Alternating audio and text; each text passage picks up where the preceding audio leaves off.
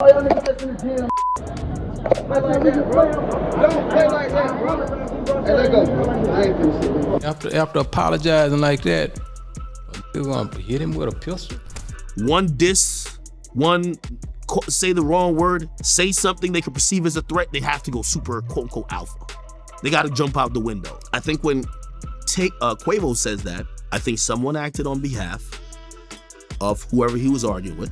What's good, RIZZLE fam? It looks like we missed one tiny detail from the incident in which Takeoff lost his life that could be very important. See, if you pay close attention, you'll find out that Lil Cam apologized to Quavo right before the shooting took place. Now, the damage is done and there's no force in this world that could bring back Take, but this does somewhat change the previous scenario that we had about who was responsible for the shooting. And most of all, this could change the legal procedures that are coming up in the near future quite a bit.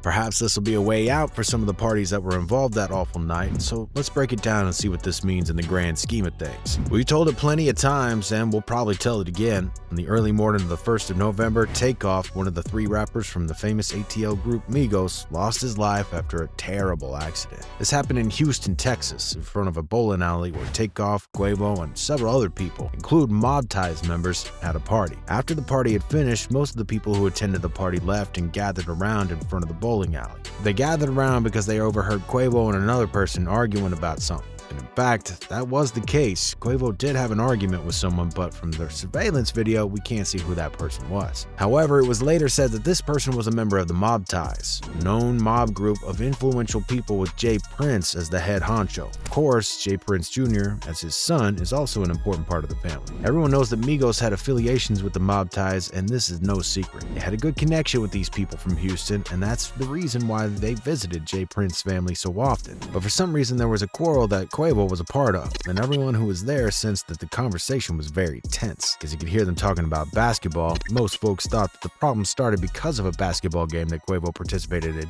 earlier in the day. But who knows the real reason why they caught themselves in an argument? Others believe that since they started arguing because someone lost a lot of money that night. People were shooting dice that night, and when dice are played, someone's got to be on the losing end. Regardless, we know that a little after Quavo decided that he had enough of the nonsense, the shooting took place. As he told the person that he was about to leave, someone fired their gun off, and before you knew it, everyone else pulled out their own burners too. One thing left to another, and it soon escalated to a gunfight. There were 3 victims in the shooting, but only one person lost their life. That person was Takeoff, who died in the holding arms of his brother and fellow artist Quavo. People were very quiet about the whole incident up until recently. First people who decided to address the incident publicly are the members of the Mob Ties. Last Sunday, in an interview with the channel $1 Million Worth of Game came out in episode 205, they brought in the Mob Ties family. Both J Prince Jr. and Sr. came to the episode and they started sharing their views of what they thought took place that night. J Prince Sr. pointed out the fact that a lot of people overlooked and reminded us that Lil Cam apologized for the misunderstanding. J Prince said in the interview,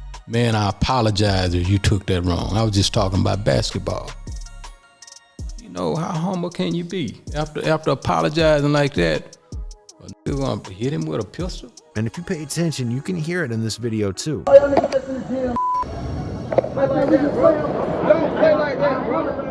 Hey, let go, bro. I ain't finna sit there. A few seconds later, Quavo turns his back on Cam and started walking away. Gunfire could be heard coming from both sides. The rest is all history, man. Now this puts things into perspective. This could as well help Patrick Clark, who was brought in as the shooter. His defense is that he wasn't the one who shot first. He was acting in self-defense because someone else shot at him first. The fact that an apology did come Quavo's way from Lil Cam also reduces his role in the incident and puts the accent on the 2 other things as being the main culprits of the incident. First, the fact that Quavo basically left out a threat as he was leaving the spot. That's why plenty of people who saw the video claim that Quavo was responsible in some part for what happened. DJ Academics broke down the entire situation during his interview with DJ Vlad. He explained it saying, Quavo says, you know what? I'm gonna walk off. He's like, yo, let's go. But I'm gonna also be honest, he says something that I think could have incited the whole thing. Not that necessarily is his fault. He says, man, let me get on it. Let me get up on out of here before I hurt somebody. And when you think about all these situations, like what people don't like to admit about from the streets, emotionally immature. They don't know, like, one diss, one say the wrong word, that's a shootout. You know what I mean? say something they could perceive as a threat, they have to go super quote unquote alpha. They got to jump out the window. You know what I mean?